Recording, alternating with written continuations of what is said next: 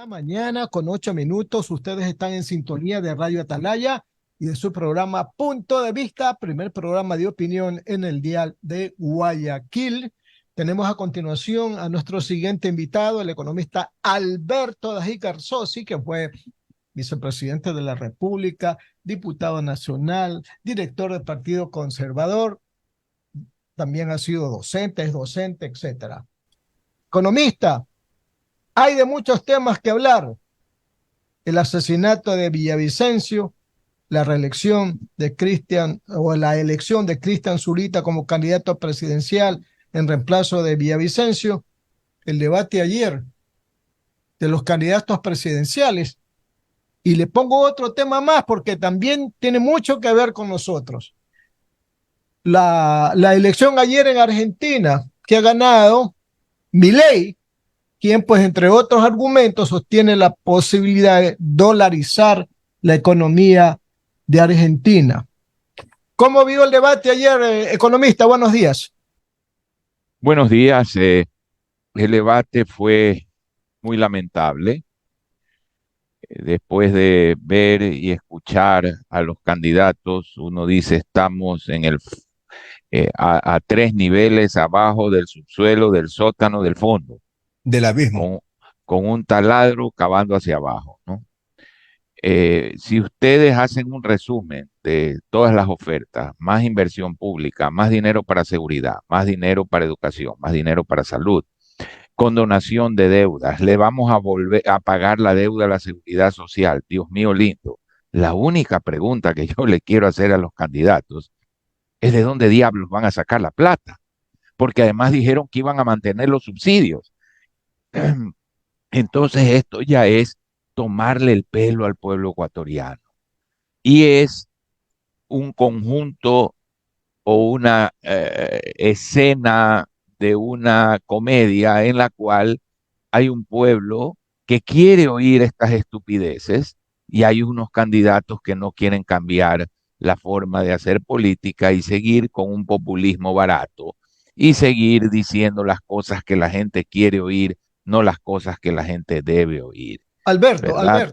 Alberto, en estricto orden político, dentro de la lógica política, si escuchamos a 7 candidatos, que ninguno de ellos hace propuestas valederas, entonces, ¿por qué votar? Pues votar nulo, no ir a votar, votar en blanco. ¿Cuál es la opción, pues entonces, Alberto? Bueno, no me pida que me pronuncie porque el voto es secreto, pero ciertamente hay que buscar a aquellos que no van a reconstruir la refinería de Esmeraldas, la refinería del Pacífico y aquellos que no van a decir ya lo hicimos porque ya sabemos lo que hicimos. Lo que significa ya lo hicimos, ya sabemos, ¿no? Entonces, bueno, buscar la persona que uno crea que con más sensatez o menos irresponsabilidad pueda manejar las cosas de este país y entender que un gobierno de transición no viene a cambiar la historia del Ecuador porque va a hacer grandes obras, ni porque va a resolver todos los problemas, sino que va a tratar de unificar los esfuerzos en el país. Ojalá quien gane diga que no va a buscar la reelección y que solo pretende que las fuerzas políticas, sociales, institucionales del Ecuador se junten para lograr un propósito y una unidad sobre temas nacionales. Ojalá eso sea el enfoque del nuevo gobierno. Alberto, usted ha insistido durante muchas de las entrevistas que yo le he escuchado en la necesidad de acuerdos mínimos, con agendas mínimas, con diálogos, con reuniones entre todos los dirigentes políticos, los empresariales, los medios, etcétera. Pero ninguno de esos hace propuestas, pues. ¿A dónde estamos, pues entonces, Alberto? ¿A dónde vamos a ir, pues entonces? Estamos en el tercer nivel, abajo del fondo, del sótano, del subsuelo, para graficarlo, porque eso es donde estamos si no queremos entender que los problemas son gigantescos. Todas las promesas que hicieron ayer, condonar deudas, darle crédito a la agricultura, Dios mío lindo, ojalá cuando lleguen en noviembre o diciembre puedan pagar los aguinaldos de Navidad, Alcides. Ojalá puedan hacerlo. como está la situación de la caja fiscal. Por Dios, realmente a mí me dio una tremenda pena ver el debate, que además demuestra que el CNE tampoco tiene idea de lo que pasa en el país por la forma en que hicieron las preguntas. Esta entrevista continúa con mi compañero Julio Ayala. Adelante, Julio. Economista Dajit, concordando plenamente con sus expresiones. No solamente el Consejo Nacional Electoral, hasta los que hicieron las preguntas. ¿Qué preguntas? Le preguntaron a candidatos a la presidencia de la República qué se debe hacer con el Consejo de Participación Ciudadana. ¿Qué tiene que hacer el Ejecutivo con el Consejo de Participación Ciudadana? Le preguntaron, por ejemplo, si ya la normativa, si estaba de acuerdo con la normativa que existía para prevenir los desastres. La normativa, es decir, con las leyes. Bueno, cosas de esa naturaleza. Eso Julio, es como cuando perdóname, querido Julio, que me ría con lo que estás diciendo, pero es de llorar y no de reírse, pero qué acertado enfoque, Julio. O sea, gente que no entiende que en una democracia hay división de funciones. Por Dios. Eso es como cuando les pregunto a los diputados, les hago entrevistas aquí y les digo qué van a hacer en el Congreso. Dicen que van a hacer carreteras, que van a dar más beneficios para la gente, que van a dar más medicinas, como que si eso es la labor de un diputado. De un legislador es terrible, Julio. Efectivamente, eso te demuestra esta gran confusión del país, esta falta de cultura política, de cultura general, que un diputado prometa medicinas y no legislar y fiscalizar, y que un ejecutivo prometa cambiar la constitución. Estamos locos, Julio, estamos absolutamente locos. Y prefiero reírme a tus comentarios, producto pues ya las canas y la experiencia, porque además, si pasaste pues por la legislatura y por la actividad política seria y sabes de esto, pues, ¿no? Entonces, no es así, Julio, no, es terrible, estoy de acuerdo contigo. No debía haberme reído, pero prefiero reír y no llorar. Sí, lamentable. Yo me quedé absorto viendo, por ejemplo, cómo la señora Luisa González a todo lo que le preguntaban decía, ya lo hicimos, ya lo hicimos, ya lo hicimos. Entonces, si ya lo hicieron, el país no debería estar así. Hoy se quejan de los jueces, se quejan de los jueces, de que les amañaron, de que les hicieron esto, que este otro. Pero si los jueces son los jueces que ellos pusieron, hágame el favor. Hoy Así es. quieren Hoy quieren hacer de nuevo, dicen, la refinería del Pacífico. No se conformaron con los 1.500 millones que votaron allí y que se los robaron. No se conforman con eso y quieren volver a engañar al país. Y nos dicen que haciendo la refinería se resuelven los problemas del país. Dígame usted con su criterio económico, ¿una refinería resuelve los problemas de la patria, economista Dajic? Para nada, para nada. El tema del Ecuador pasa por problemas estructurales que no se resuelven haciendo una refinería, una carretera o un hospital, Julio.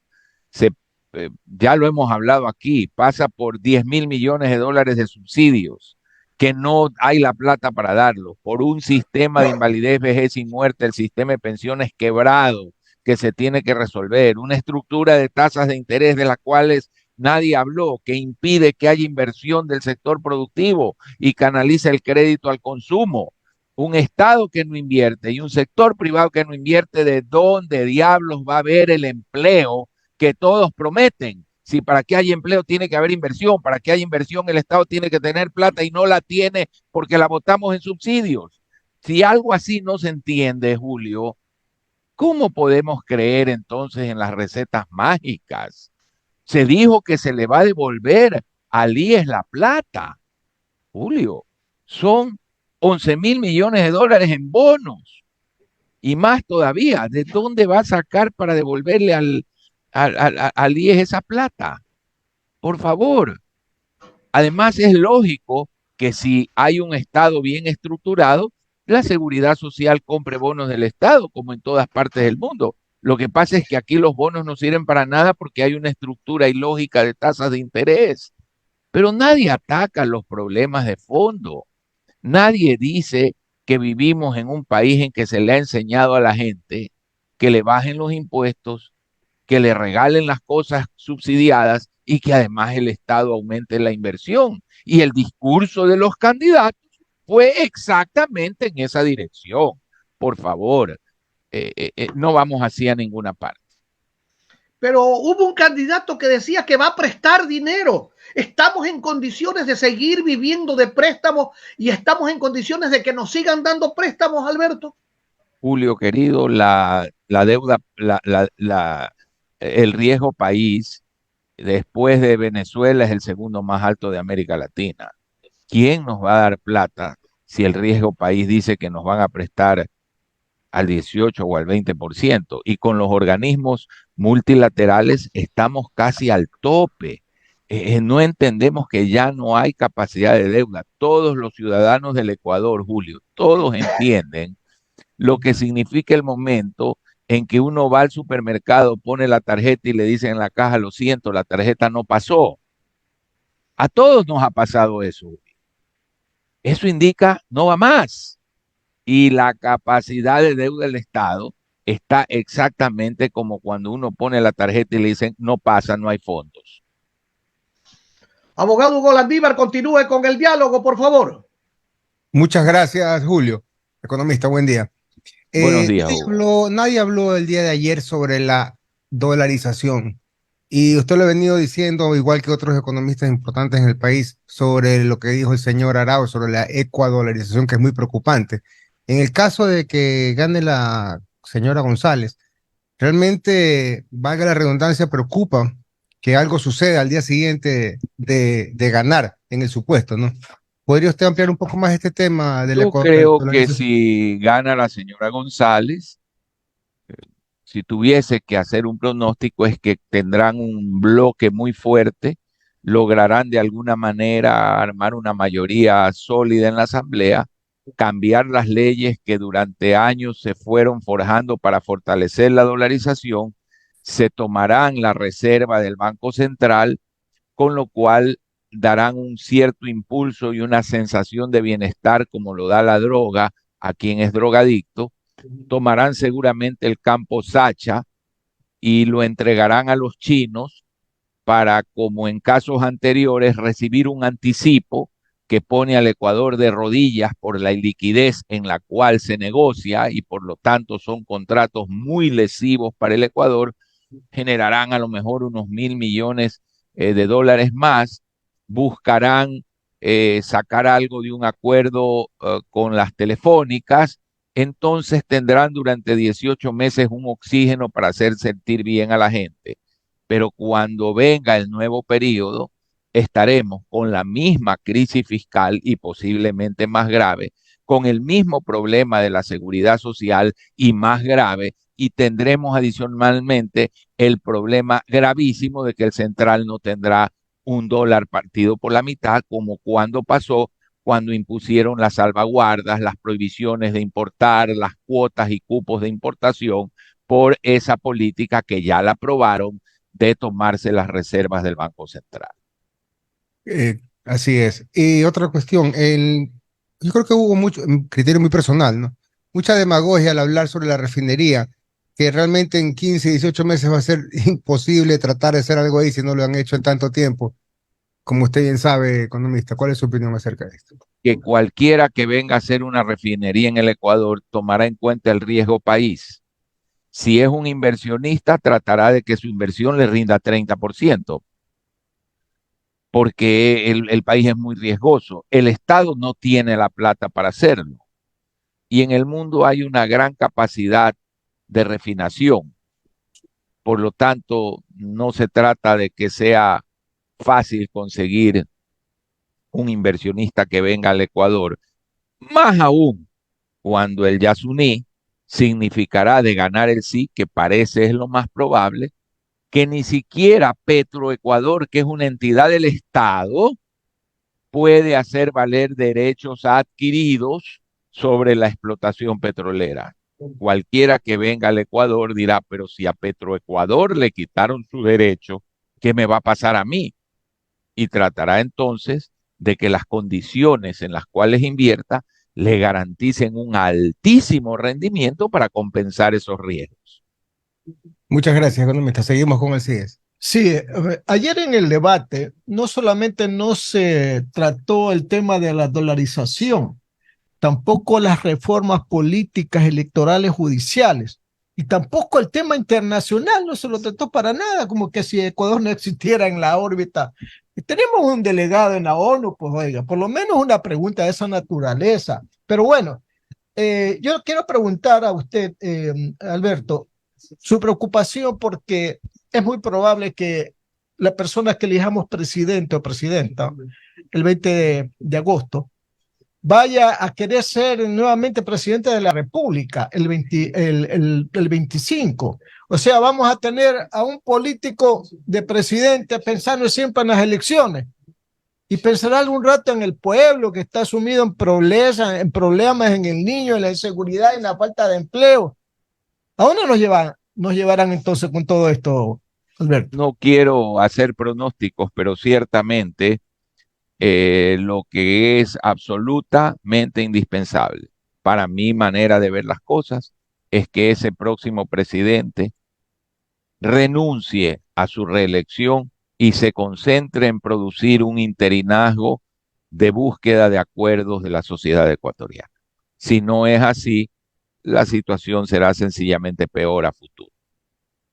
Le había adelantado en la pregunta inicial, Alberto, que también le preguntaría sobre los resultados de las pasos ayer en Argentina, porque ha ganado uno que aparentemente no estaba en la órbita de las encuestas, ha ganado las pasos y es muy probable que con unos puntos más gane la presidencia ahora en octubre. Javier Milei, el denominado libertario, el que está a favor de la dolarización, que hace que desde hoy día los argentinos mentalmente ya estén pensando en ir a comprar el pan y el jamón con dólares. ¿Qué le parece esa decisión en Argentina, Alberto? Bueno, yo lo he expresado al CIDES en entrevistas dadas a medios argentinos, que no veo otro camino para la Argentina que la dolarización, porque es un país en el cual no ha logrado el Banco Central, las autoridades monetarias de ese país, no han logrado en décadas generar confianza en la independencia del Banco Central, cosa que sí ha pasado en México, en Colombia, en el Perú, en Chile. Ustedes ven que el peso sufrió una tremenda depreciación durante la pandemia y ahora el peso ha tenido una muy grande apreciación. Y es que los colombianos sí confían en que la autoridad monetaria es independiente. En el Perú, la misma persona ha sido gerente del Banco Central por casi 20 años, demostrando independencia respecto de la política. Esto no ha pasado en la Argentina. Cada vez que hay un estornudo, la gente se refugia en el dólar. Cuando eso es así, realmente el Banco Central ya no tiene capacidad de hacer política cambiaria o política monetaria. Entonces, dolarizando se tiene todos los beneficios de la dolarización y no se tiene un gran costo de no tener política monetaria, porque cuando no hay una voluntad de la gente de tener moneda nacional, cuando la gente se refugia rápidamente en el dólar, no hay manera, sin lo que se llama la estabilidad de la demanda de dinero, de hacer política monetaria. Yo no le veo otro camino a la Argentina. Las 9 de la mañana con 27 minutos. Economista Alberto Dajic, y hablando esto de Argentina, yo pensaba, y no sé cuál es su opinión, siendo un hombre tan, con tanta experiencia, pero especialmente con tanto conocimiento y en sus años de catedrático. A Ecuador todavía le falta la ola de primero que venga un gobierno de, digamos, de tendencia de centroizquierda o izquierda, posterior al de derecha, como pasó en Argentina después de Macri, que vino Fernández y Fernández, destrozaron el país, para que luego venga un candidato tipo Milei. Es decir, ¿tiene que primero pasar eso aquí en el Ecuador o no necesariamente es así? Es muy difícil predecir esto. El Ecuador necesita un baño de verdad y en algo es muy similar a la Argentina, en la incapacidad de los sectores políticos de sentarse a conversar.